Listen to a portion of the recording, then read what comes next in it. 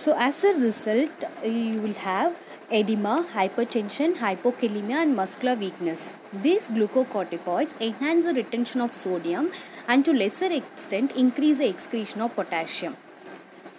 So glucocorticoids also decreases the blood calcium by inhibiting the absorption from intestine and increases the excretion of calcium through urine.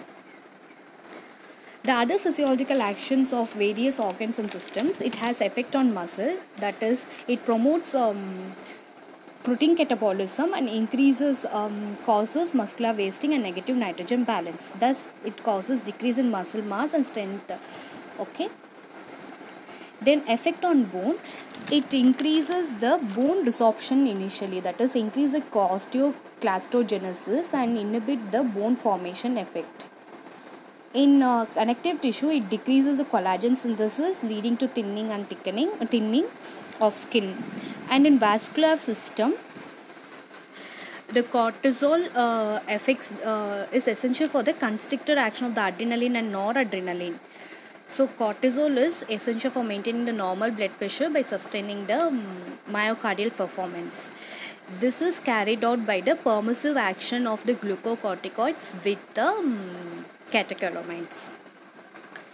On GFR, as we said earlier, this increases the glomerular flow and rapid excretion of water. And on CNS, the glucocorticoid receptors are found in the brain, and that is in the area of limbic system, and it is responsible for the emotional stability and personal changes. So when there is excess of the insufficiency of these hormones, the personality changes and behavior, mood all gets disturbed. Effects on blood cells and lymphatic organs, there will be decrease in the blood cells. Okay, eosinophilia, basinophilia, lymphopenia, neutrophilia, polycythemia. This is because glucocorticoids decrease the number of circulating cells by increasing the destruction in the reticular endothelial cells. But there will be increase in the number of circulating neutrophils and RBCs and platelets. So moving on to the anti-inflammatory and anti-allergic effects. And in anti-inflammatory effects, we should know about the inflammatory process. In the anti-inflammatory effects, we should know about the inflammatory process before moving on to the what it causes. So actually, during the process of inflammation, if tissue is damaged, more cytokines, that is inflammatory markers, come on to that place and causes inflammatory markers release chemicals. These chemicals are histamines, kinins, bradykinins, leukotrienes. And the blood, from the blood, many leukocytes, monocytes and neutrophils are also infiltrated to the affected area. These causes vasodilatation and blood clot occurs, and finally there will be increased permeability, capillary permeability. So as a result, you have edema occurs in that area, which may be non-fitting and because of heart clot formation.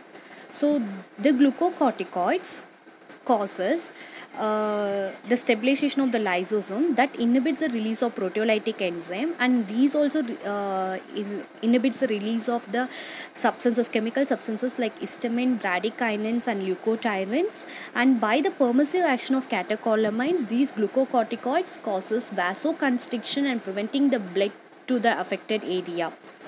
And these glucocorticoids also inhibit the leukocyte into the migration of leukocytes into the affected area, and they suppress the T cells, and there is reduction in the reaction of the tissues, which usually enhances the inflammatory process.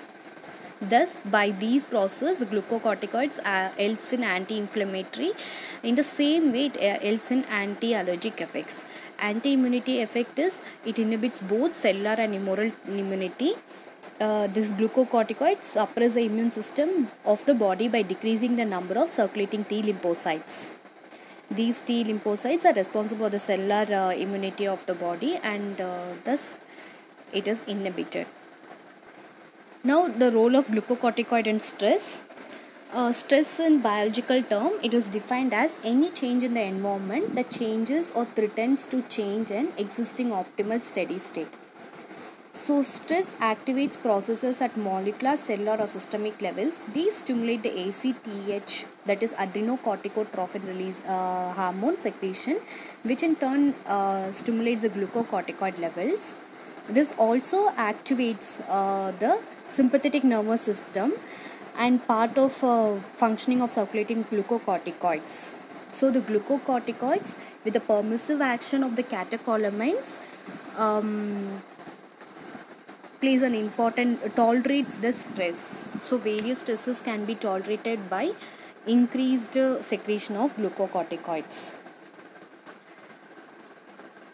So in summary, the effects of cortisol in cardiovascular, it causes increased cardiac output, increased peripheral vascular tone and hypertension.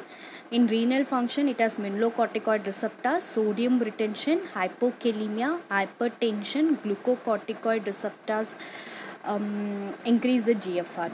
In nervous system, euphoria, irritability, depression and emotional, manic behavior, impaired memory, decreased